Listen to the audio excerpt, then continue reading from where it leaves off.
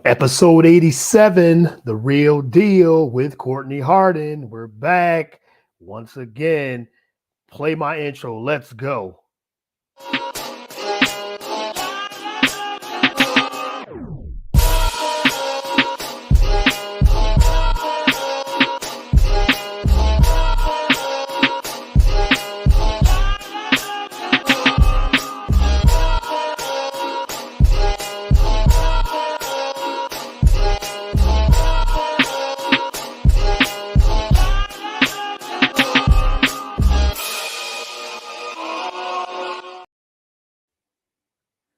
All right, welcome to another exciting episode of The Real Deal.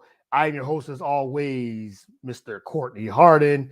Super excited to be back. Took a weekend off last week, and we are live here in Philly, 11 a.m. Eastern Time, March 26th. It's the end of March. March Madness has been crazy. It's been a crazy March. In college basketball and March Madness, but I am excited to be here once again. Thank you everyone that's tuning in, who's tuning in on all avenues of the BS3 network. Again, thank you for tuning in. We are live on Roku TV, Roku BS3 TV app.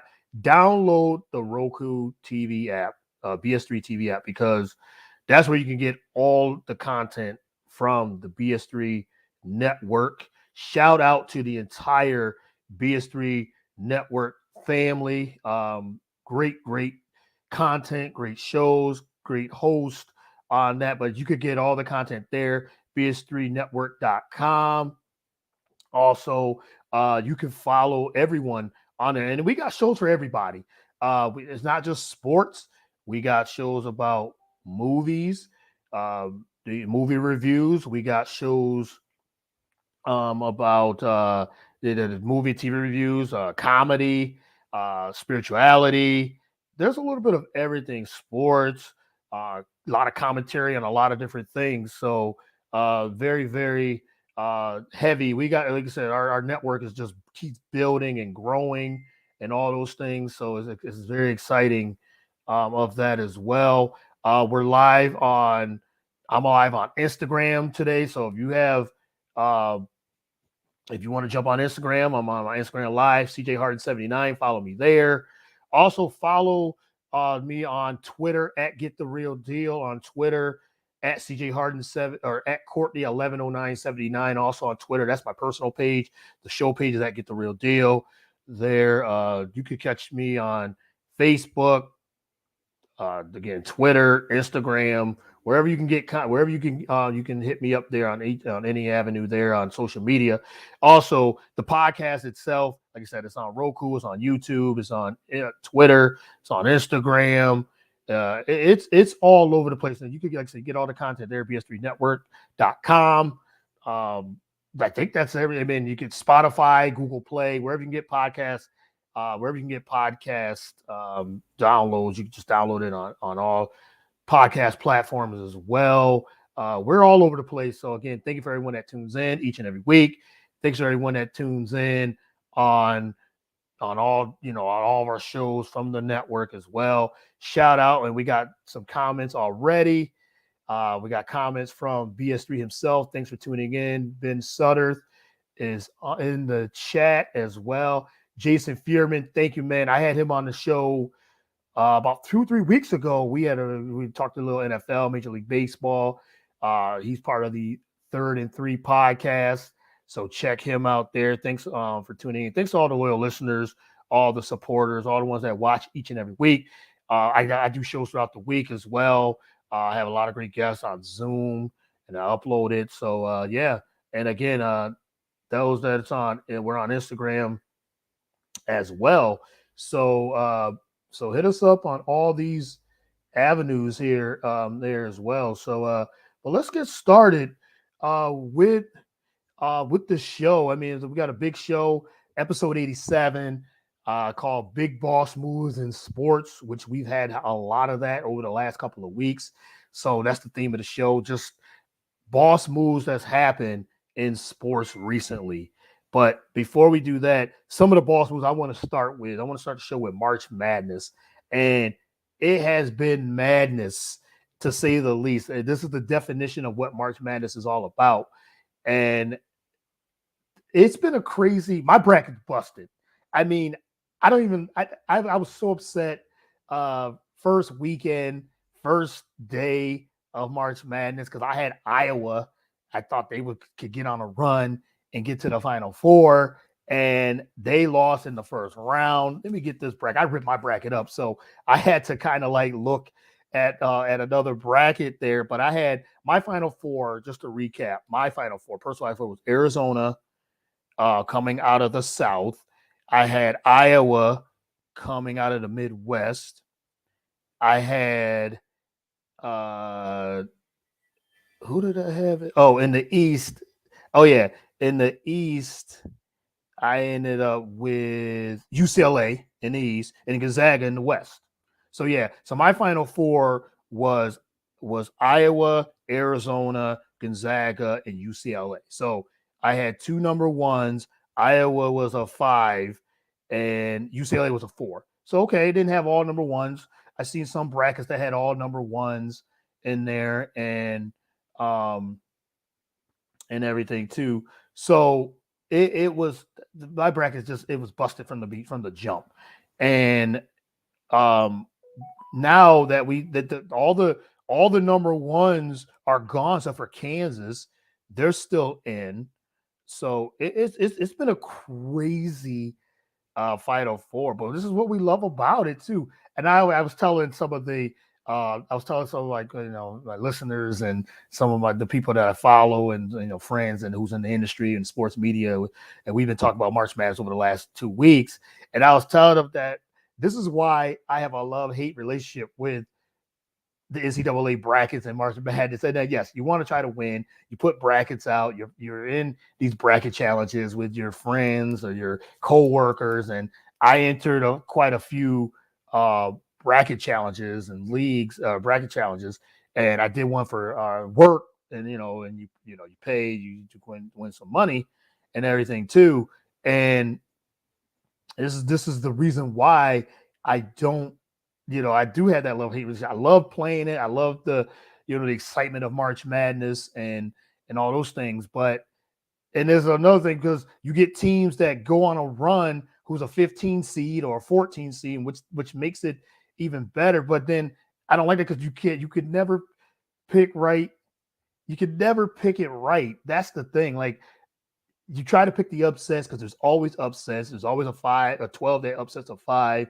Shout out to my man Dion Ringo. He's in the Instagram chat. Thank you for tuning in, man. I need to get into a bracket, man.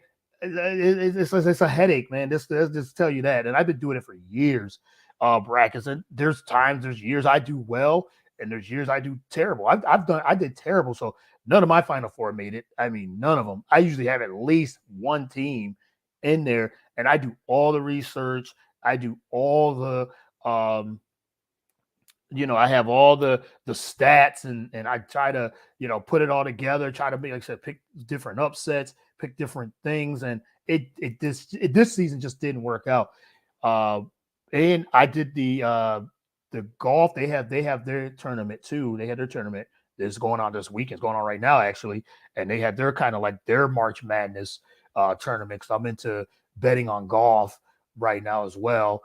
And been doing that for the last 2 years, and even that the players championship, all my guys are out. Like you got to pick the 6 to try to get in. That's what you do in DraftKings. You try to get 6 out of 6, and four or 5 of them are already out because they didn't make it. They didn't make it past their bracket, so they're out. So I've done terrible in brackets, but let me get into to some of the game. So right now we're in the Elite Eight. And here's the teams that are left in the league. So Gonzaga was upset. They were the overall number 1 seed. They got upset by Arkansas. Gonzaga again don't make it once again, and they're done. So they don't make it. They lost last season in the finals. I had them going to the finals again because I thought like, okay, they've been the number one team mostly throughout the year. And this year, and I talked about this 2 weeks ago with March Madness, before March Madness started, with my guest Gabby Hurlbutt 2 weeks ago. So check that episode out. You can check all the previous episodes. Again, check out the previous episodes on all social media, on all platforms there. I mean, it's on my Instagram page, it's on my Facebook page, it's all the previous episodes, BS3 Network, Roku, BS3 TV, all that app. Download the BS3 TV app. I can't on Roku. I can't stress that enough. But Gonzaga gets upset in the Sweet 16 to Arkansas. So okay, I'll just go. So Arkansas is in. Duke is in. So that's a 2 seed, and Arkansas is a 4 seed. So they're in the Elite Eight. They play each other, I think, today, actually. North Carolina's in. They were an 8 seed, which they probably should have been seeded much higher. And St. Peter's, that's it right there, 15 seed, where they beat Kentucky, who I seen a lot of predictions of Kentucky make it to the Final Four. Some had them winning. They were upset in the first round by St. Peter's, and St. Peter's is on this run. They're the Cinderella team. There's always one that gets pretty far. Now they're in the Elite Eight, and they'll be playing North Carolina, who's an 8 seed, who beat UCLA yesterday in a great game last night. So that's the one side of the bracket, Elite Eight. Houston, who were a 5 seed, should have been rated higher. Villanova, shout out to Villanova and Jay Wright. He's got these guys playing really well. They're a 2 seed. They could have possibly been a number 1 seed. Houston should have been higher than a 5 seed. They probably could have been a 2 or 3. And you got Kansas, who's the only number 1 seed left. And Miami, who was a 10 seed, who could have been ranked high. So I was talking to my wife, and we both did the brackets in our work. Work had a bracket challenge, and Ben says if I would have did a bracket, it would have been busted. Yeah, man. Yes, my bracket's torn up. I think I 43% right. It's like that's ridiculous. Under 50%. I don't even know if I even have any teams in the Elite Eight that I picked. Because I had Villanova. I had Villanova losing to Tennessee in the Sweet 16. So no, I didn't have Miami. I had Kansas losing to Iowa. So that was a bust. I didn't have North Carolina going that far. UCLA ended up losing. Definitely didn't have St. Peter's. But shout out to St. Peter's, and they're making this. Like I said, the theme of the show is boss moves, and that's what they've been doing. And these teams, St. Peter's, man, they get in on this run, and they got a great shot to make the Final Four. They got this far. They got a great shot to make the Final Four. And then Arkansas and Duke and Coach K. This is special. Coach K did say his last game playing in Duke, he did say we're not done yet, even though they did lose that last game, regular season game in Duke to North Carolina. He said that, it was disappointing we lost, but we're going to go on a run. And it seems like they're putting it all together, but Arkansas is going to be tough. They defend. They're long. That should be an interesting game. So I'm excited. So if I had to pick a Final Four now, if I had to re-pick and redo this again, I think the Final Four is going to be Duke, North Carolina, Villanova, and Kansas. I think those will be the top. I think those will be the team. But this has been madness. This has been a crazy time. And like I said, I was making a point earlier. I was talking to my wife. We were talking about this. Like I said, we both did brackets for work. Work had a bracket challenge, bracket league, and we did it through ESPN. And both of our Final Fours are done. Picks. And when we were talking out, and I was telling her that this was one of those years where it's proving right now the way it's being played out. It's proving that it's one of those years that there was really no clear-cut favorite. Usually every year there's a clear-cut favorite, most likely. And then the clear-cut favorites either makes the Final Four, makes a run, or actually wins it. And this year, there was so many teams. It was so wide open. It was so unpredictable. Like there was so many teams that were number one for weeks, but they would be number one for 1 week, 2 weeks, and then they're done. Like there was a lot of teams that could have won this. I mean, like I said, you had Gonzaga was the number one overall team because they had they were the number one. They were number one, ranked number one for the longest time, but they mean they were the best team. So this was so wide open because you had Arizona, Gonzaga. There was teams like Villanova, Kansas, that it was so wide open. Purdue was ranked very high at one point in the season. Duke, Baylor, the defending champions, they end up losing early. UCLA. I mean, there was so many teams that you could have. Like Arkansas, at one point, Arkansas, like I said, when they were playing at their highest level, they were one of the best teams, and then they struggled in the end a little bit towards the end of the year. So they was like a Jekyll and Hyde type of team, and now look at them. They're right. They're right there on the cusp of going to the Final Four. So, you know what I mean? Texas Tech, like that was one of the teams that a lot of I see a lot of people predict to get far. I had them going to the Elite Eight. I had them beating Duke, and then Duke had to come back and win that game. But I mean, again, Texas Tech, another team, Houston. But we were talking about teams. It was so all over the place. There were so many good teams that you just didn't know who was the favorite. There was no clear, like I said, there was no clear cut favorites. And like you had teams like Michigan, who was 17-14, not 11. They were not an 11 seed. Like this is a big powerhouse school, and they were ranked 11 because of their record. That's why. So it's some of these teams should have been ranked a lot higher. I just to go through, excuse me, just to go through some of the, like Villanova could have been easily a number one at the time. Kentucky could have been a number one if they would have probably won their tournament. They probably would have been a number one seed. They were that good. Duke, if they would have won ACC, they probably would have been. They could have been possibly the number one. We were talking about Tennessee when they went through and won the SEC tournament. They're a third seed. They were ranked. They probably could have been a 2 at least.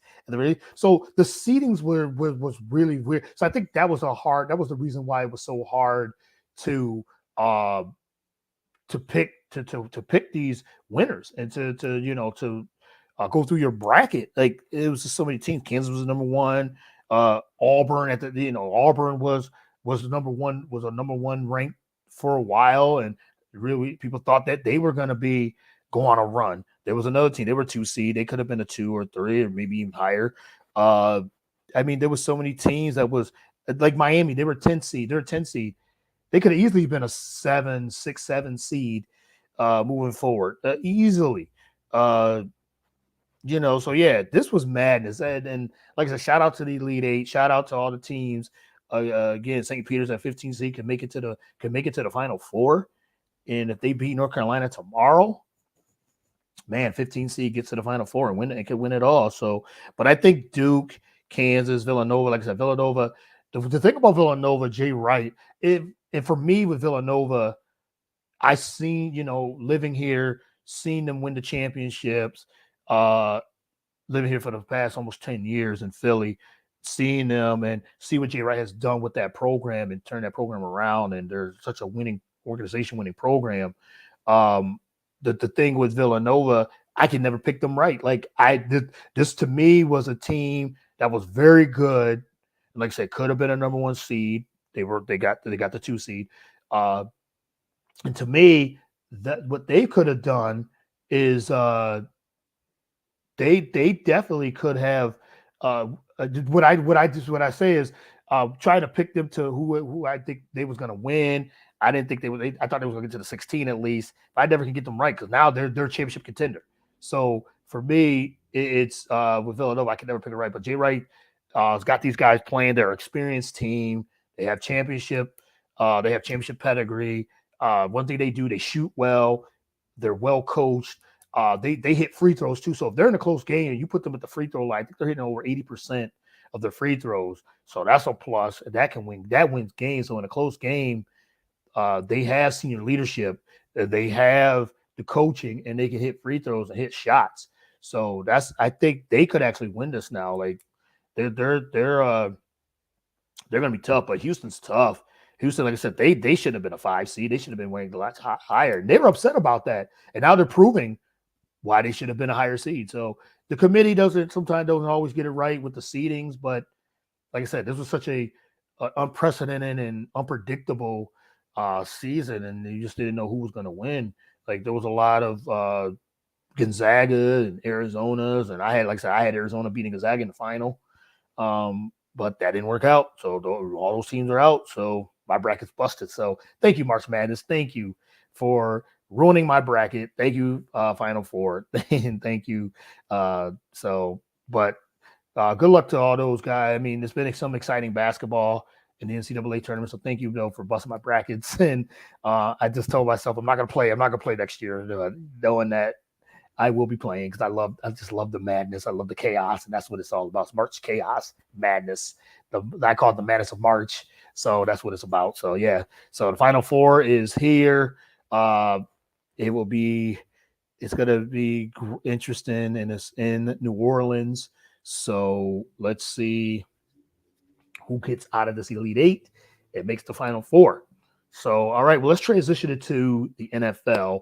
Like I said, I got a slew of topics to talk about here, and I'm doing it solo today, no guests. So you're here with me. Again, thank you to everyone that's tuning in. Thank you to everyone's tuning in on our Instagram and Facebook, on the Roku TV, BS3 TV app. Also, thank you to everyone that's tuning in on YouTube and Twitter. So hit me up. Like I said, if you want to be a guest on the show, you want to be a guest on some of the other programs that is on the BS3 network, hit us up on social media. We're all active there. We're just building this network and this programs and our programs. Like I said, we got programs for just about everything: society, culture, sports, spirituality, food, TV and movie reviews, any topic. And you know, I know we've been pushing trying to get a cooking show. We talk about life things. We like this network is that Ben Sutter has built keeps continue to grow. I don't even know how many shows we have on the network now. At one point we had about 10. Now I think we got 20 plus, 25 maybe, and we just continue to keep building and growing, and we continue to keep providing you with the best content that we can. And so keep looking out for all new content, all great content on all topics. And you know, no topics is that we talk about all the topics. You know, we get into a lot of different things, a lot of different topics. So if you want to be a part of this network, just hit us up, bs3network.com. Hit us up on all and social media. Listen to our shows, share it, like it, and want to be like say you want to be a guest. You want to be a guest on my show. I'm always active on social media, so tweeting. I'm on Twitter. I'm on Instagram. On Facebook. So yeah, I'm all over. So keep just hit me up, and you know, like I said, I'm always down to have guests on the show. But let's get into some NFL.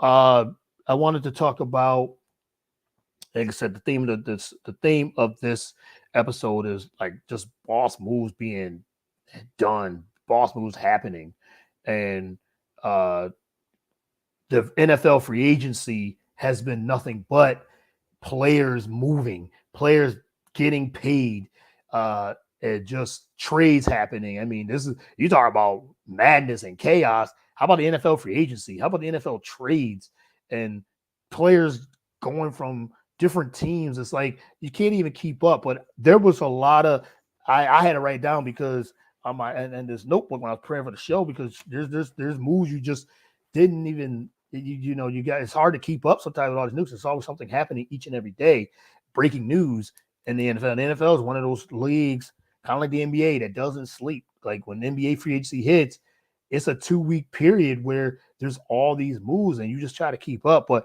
here are some of the key players that has moved from different teams, been either traded or, in Tom Brady's case, retired and come back. But here's some of the big moves that's happened, some of the boss moves that happened this over the last, I would say, month of the NFL, which is, like I said, it's been madness in of itself. Russell Wilson goes to Denver now. So he's a Denver Bronco. So he makes Denver Broncos a legitimate playoff title contender. So Russell Wilson is in Denver. Just recently, Matt Ryan goes to the Indianapolis Colts. Now, we were talking about the Colts. Well, they had Carson Wentz, and it just didn't play out, didn't work out. They didn't make the playoffs. They got a solid team, great running back, and Jonathan Taylor, good offensive line, decent receivers, and a good defense. They said quarterback. Now they get Matt Ryan from Atlanta, former MVP, player that's been to the Super Bowl. So let's see what he could do. So does he have a lot left to take? Maybe he need to change scenery because Atlanta, they're rebuilding, and Matt Ryan, I think he played as well as he could for that organization. So maybe change the scenery helps him out. So he's in Indy. So that's going to be interesting. That's going to be interesting to see what they do. They said they were a quarterback away, just like Denver, quarterback away. Let's see if Matt Ryan still has enough left in the tank. Carson Wentz, talk about him. He goes to the Washington Commanders. We talked about that at length. I think this is Wentz's last chance to be a starter. And I know all about Carson Wentz. So if you ask me about it, being a big Eagles fan for so many years, so I got a front row seat to see what Carson Wentz, who's not a bad quarterback, is the fact that the leadership skills gets questioned. Not taking responsibility when things go wrong. And that's what was going on here in Philly. He's talented, super talented.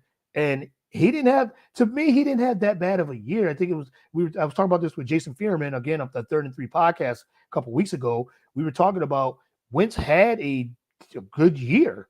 It was the fact that the mistakes at those times, big mistakes, like the last game against Jacksonville, they needed to win that game against a bad team. And Wentz with those turnovers, that's what it is. Those turnovers on those are like those back-breaking plays that Wentz does, like those turnovers, the fumbles, the interceptions that you're like, what are you doing? Those are the plays. And like he makes highlight plays, but then he couples that with he's trying to make a play, he's running around, he's about to get sacked, he flings it, and interception, pick 6. So that's what happens. So that's another thing with Carson Wentz. But he's in Washington. He gets another fresh start. He's back in the NFC East. And let's see what he could do here. But I think this is his last chance of getting a starting job, because if not, he's gonna be probably a backup. And it's sad to see that with a guy like Carson Wentz, but it's getting to that point. Talking about Tom Brady, he retires, he unretires, he's doing the whole Brett Favre thing. But listening and reading a lot of things, it's like people are surprised that he actually retired. And I was he has nothing to prove. Tom Brady has nothing to prove. 7 Super Bowls. But he retired at a time where he led the league in passing yards and touchdowns at his age of 44. So Tom Brady, the greatest of all time, retires on top of his game. Yes, it didn't work out the way he wanted to. It didn't end the way he wanted to in Tampa Bay. And now there was rumblings that, him and Bruce Arians didn't get along. But they end up winning a Super Bowl. They won Super Bowl 2 seasons ago. He got there. The first year he's there, they win a Super Bowl. But yes, it didn't end like he wanted to. He wanted to try to get to another Super Bowl. So he's still hungry. Maybe he still wants that chance to come back, but he's still playing a high level at that age. And now there's rumble. Now there was a rumor that the Miami Dolphins and Tom Brady were discussing of bringing him to Miami. Now that's going to be interesting, because now with Miami, another move. And these were just the quarterbacks I was getting into. And then we don't know with Baker Mayfield, what's going to happen with him. Is he going to stay in Cleveland? They got Deshaun Watson now. That whole situation with Deshaun Watson getting a lot of money, I think $230 million. And he still had pending cases, civil cases against him. Could be a suspension and everything with 23 masseuse that's suing him. So he's got to that's got to be addressed still. But Cleveland's going all in with Deshaun. We don't know how many games he's going to be suspended because the suspension is coming. He could be suspended for 4 games, 6 games, 8 games. I don't know. We'll see. But that story. But they still got Baker Mayfield on their roster. He doesn't want to be there. He's not going to start now with Deshaun there. And even if he stays, why keep Baker Mayfield where you could try to get something for him in a trade and that whole thing. But going back to Miami, and big news here, Tyreek Hill from the Kansas City Chiefs gets traded to the Miami Dolphins. Now, to me, this news came out of nowhere. Now, there's been some talk. I guess Tyreek sent, I guess a couple weeks ago, a tweet came out, cryptic tweet came out from Resurface from 2-3 weeks ago, where he said that, it's been fun here in Kansas City. Almost like he knew something was going to happen. Now, he wanted to get an extension and get paid. And Kansas City did offer him a contract, an extension, but, his agent and him, they move. And then when we saw that news, I think that happened on Thursday. Yes, Thursday morning. The news came up on Twitter, and it was talking about Tyreek Hill possibly in talks with the Miami Dolphins and New York Jets. His days are over in Kansas City. I was like, what? Where did this come from? This came out of nowhere, really.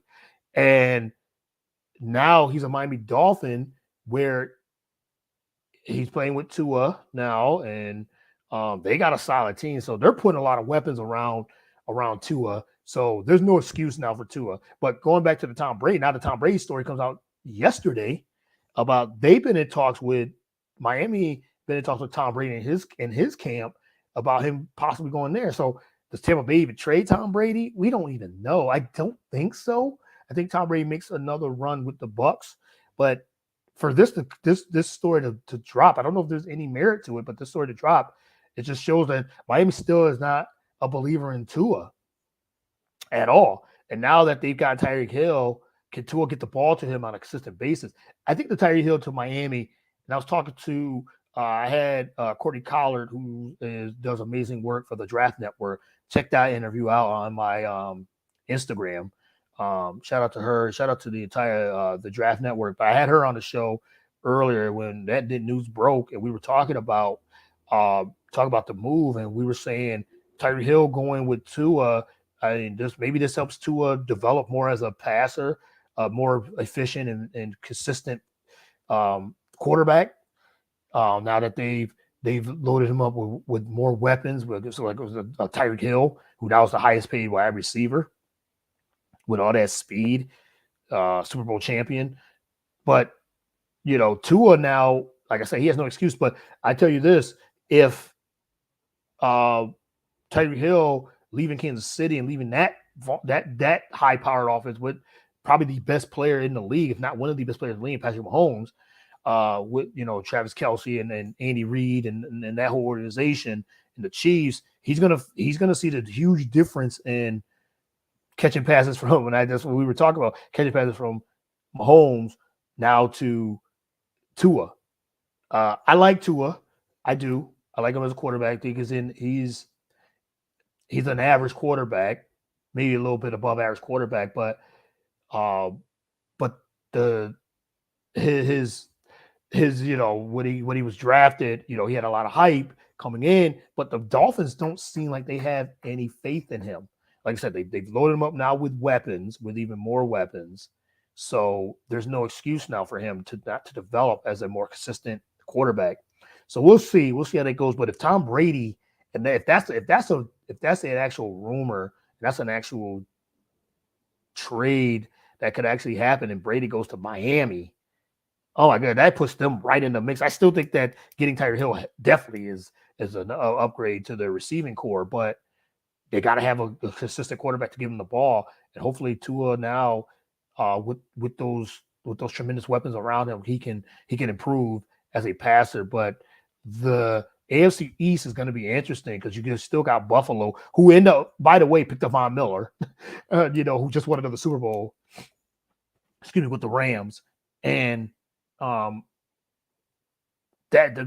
Buffalo Bills they're literally right on the line. They were right there to make the AFC Championship. And if it wasn't for those 8 seconds of the Chiefs going down the field, tying the game, winning in overtime, because it was Mahomes versus Josh Allen, which was such a tremendous, epic playoff game. But the Bills now pick up Von Miller, one of the premier pass rushers we've ever seen, goes to Buffalo in another boss move. That just helps them. They're knocking on the door. They just knocking. Now they're ready to kick that door down, try to be a Super Bowl, try to get to the Super Bowl or at least the AFC Championship.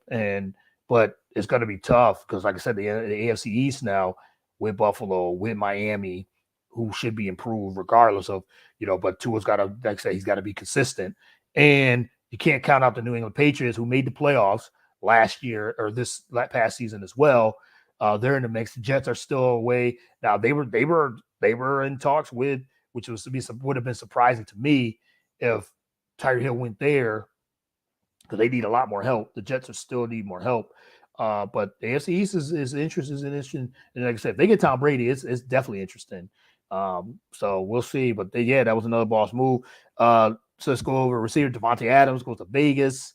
That whole thing, which he leaves Green Bay, and Rodgers resigns, and his favorite weapon. He's lost weapons now. I don't know if he would if he resigns with Green Bay. That's the whole thing. If he does, he knows his number one target is out, and now has been now with Vegas, so that makes them a strong playoff contender as well. The Raiders made the playoffs last year, and now Derek Carr has a legit, to me, the best receiver in football. Devonte Adams now has that legit weapon. So now they just keep getting pieces. I mean, it's so Amari Cooper goes to Cleveland. I don't know what the Dallas Cowboys are doing because they're losing pieces.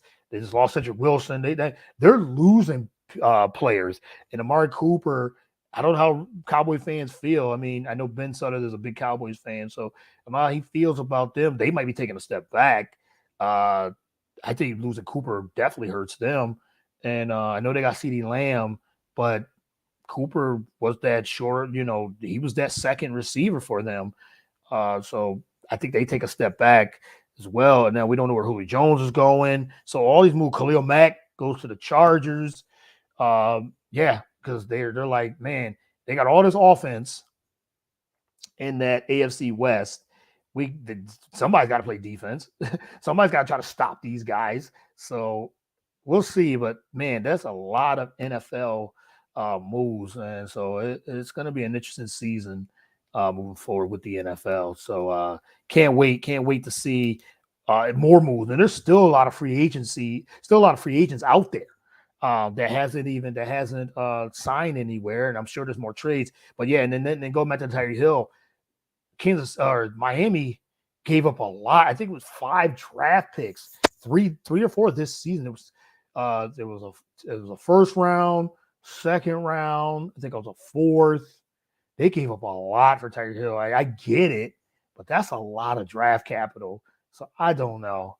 I don't know if that was too much. And like I said, they signed him for the biggest contract for a wide receiver. So yeah, a lot of big moves in the NFL. So, all right, my last topic, or I got 2 more topics I wanted to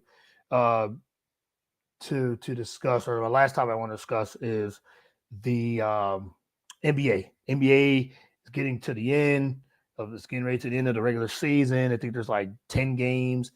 Some got 9, 10 games left, and the seedings are starting to come to a conclusion of who's going to make the playoffs. The playing games should be interesting because we talked about that length already. I talked about the length with the Lakers, and I think they're 9th right now. So they're trying. They're just hanging on by a thread and everything too. But a couple of news in the NBA that came out and what happened this week was the Miami Heat and the big blow up on the bench with Jimmy Butler, Coach Eric Spoelstra, Udonis Haslem. There was a big blow up on their bench where we don't really know what it was. This could have been just competitive nature. They're angry because they were losing to a Golden State Warriors team that didn't play Clay. Steph is out because of injury. I think Draymond sat out that game too. And the Golden State Warriors beat the Miami Heat, which is the number 1 seed in the East right now. And I guess they just boiled over. They didn't play well. Spoelstra and Jimmy Butler got into it. This to me is bad timing. It's bad timing to do that. And they was arguing. It's almost like Spoelstra was trying to go after Jimmy. Jimmy's trying to explain himself, but Jimmy's been on his. Jimmy Butler's been on his. Been a good. We know Jimmy from. He's a very highly competitive guy, but we've seen the history with the Chicago Bulls clashing with teammates, clashing with Thibodeau at that time, and then he goes to Minnesota and he was clashing with the young guys, Karl-Anthony Towns at that time, and Andrew Wiggins, and Thibodeau was over there. So Jimmy Butler is a great player, very competitive, and he's one of those guys that you want on your team because he just plays hard and is a really good player, all-star caliber player. But then it's that other layer where he gets into it. Like I guess that competitive nature sometimes rubs the wrong way, and then Spoelstra's is talking with him on the bench, and then those two are going at it, and Udonis Haslam's going at him saying, "I will beat your what," to Jimmy, and now they're jawing. I mean, the kid, they're frustrated. They were frustrated. They was losing, so you get it out there. I guess you get all that stuff out there, and so that whole thing. But it's not good going into the playoffs, going to the the playoff run, because you're the number 1 seed in the East. So hopefully this doesn't boil over. Hopefully they got their frustrations out and that they're able to hash it out, and now they could get back into just playing and everything like that. So, but that was big news because, like I said, I don't know if it was it's not great to see, and so now maybe now they got, like I said, they got the frustration out. Now they can get back to trying to win a championship because they're one of the favorites in the East. I still got the Milwaukee Bucks coming out of the East because of they're the defending champions, but to me they still got one of the best players. They have their chemistry. They brought most of their guys are back, and they're right now. Last I checked, I think they were 2 or 3. So I think the Bucks go back on a run. I mean, they're winning right now, and they're starting to click. And like I said, they got the experience. They have the the pedigree to get back to the finals. So I like the Bucks, but they, like I said, the NBA playoffs is the playoff pictures start to come along. So we'll be diving more into that. And once it gets a little closer in the next 2 weeks, I'll have some great guests coming up. We'll talk some NBA. We'll do a playoff preview. I get into all that. That's my favorite sport anyway to watch and to cover. So the NBA. So I'm looking forward to what these last 2-3 weeks of the regular season and where these teams fall in the playoff race. So that's interesting. But the last one I want to talk about was in the NBA is that with Brooklyn, who right now I think they're 8th or 9th. They're in that 8th, 9th, so they're gonna be in that play-in. But they're a dangerous team because now that the vaccination has been lifted, where now Kyrie Irving can play home games now at the end of the regular season. So the New York State mayor lifted the vaccination protocols, and now the mayor Eric Adams lift the mandate, I should say, to level the playing field for unvaccinated locals versus visiting opponents. So that's it's interesting because they were talking about like how our unvaccinated players are able to travel to New York and play, but the entertainers and players that were unvaccinated could not play. But this is big news for Kyrie Irving. But to me, and this whole thing, the reason why this was done because baseball's getting ready to start. Major League Baseball starts in 2 weeks, 3 weeks, regular season, and what's one of the biggest, or who is the biggest teams, not just in baseball but in team sports? Period. the New York Yankees. So to me, that's the main reason why he lifted the mandate for unvaccinated locals and players and entertainers. The New York Yankees. That's why, because they didn't want, I don't know how many players are unvaccinated with the Yankees, but that hurts their bottom dollar. To me, like I said, it comes back to money. And if the star players for the Yankees or any of the athletes from the Yankees are unvaccinated, they can't play at home. So that's like 80 plus games that they can't play. They lose money. They're losing like there's no they would the fans are coming and they'd be like, well, I'm not gonna go there. But yes, it's the Yankees are going to play, and the Mets are getting ready to play, but mostly the Yankees. So yes, it was good. It's great for Kyrie Irving to be able to play home games now, but it wasn't about Kyrie. It's about the New York Yankees. The New York Yankees they bring the money. They bring the credibility. They bring all those things.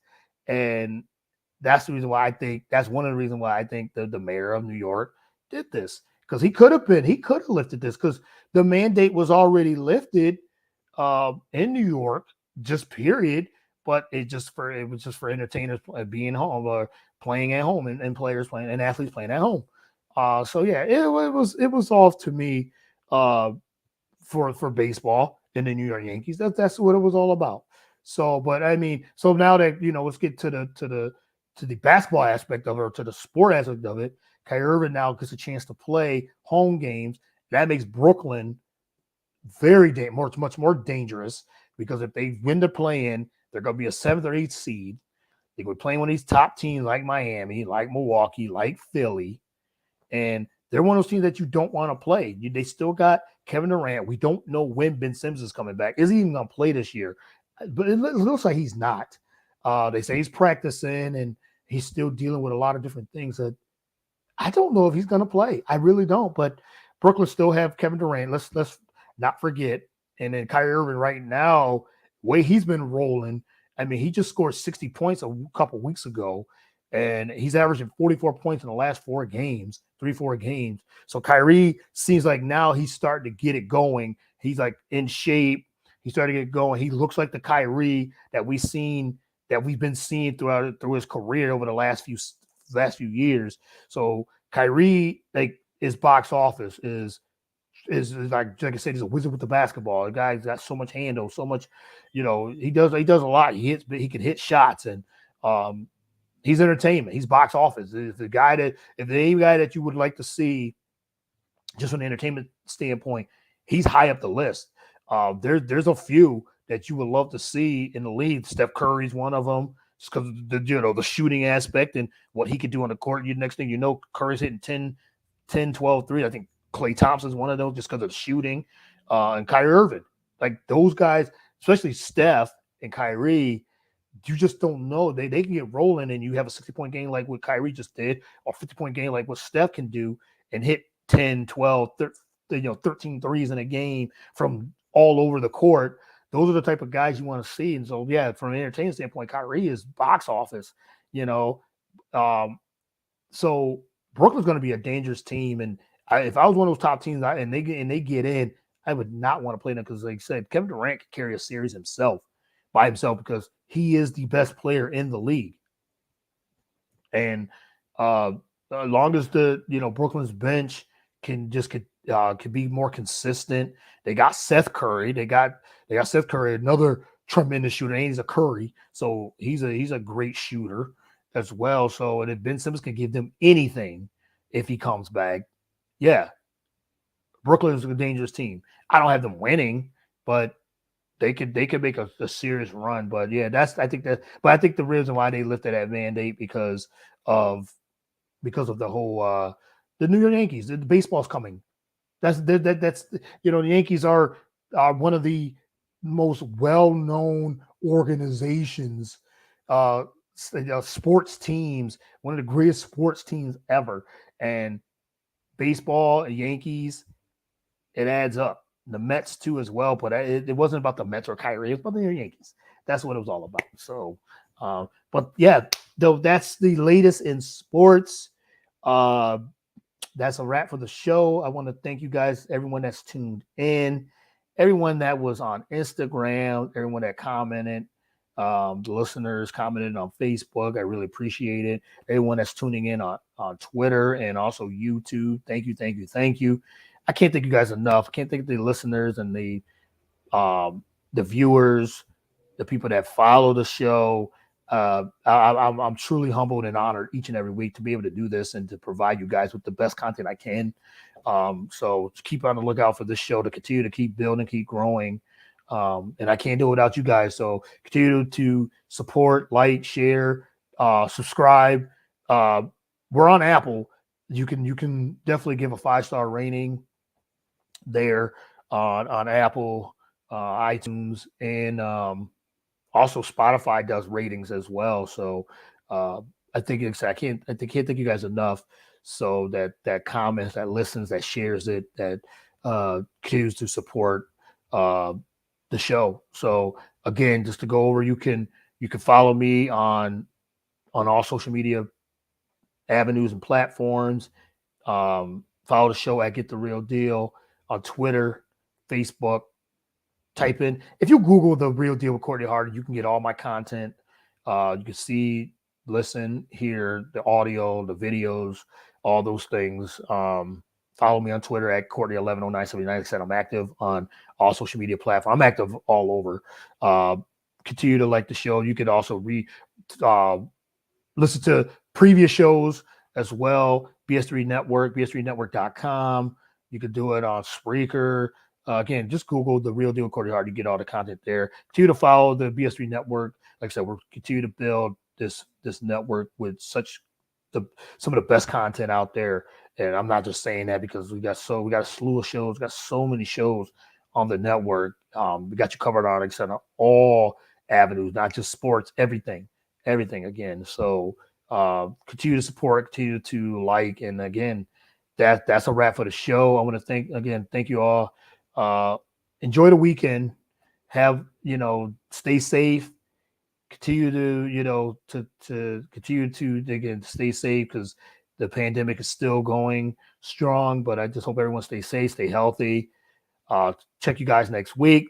More great guests, more great content on The Real Deal with Courtney Harden. That's a wrap. Peace. God bless.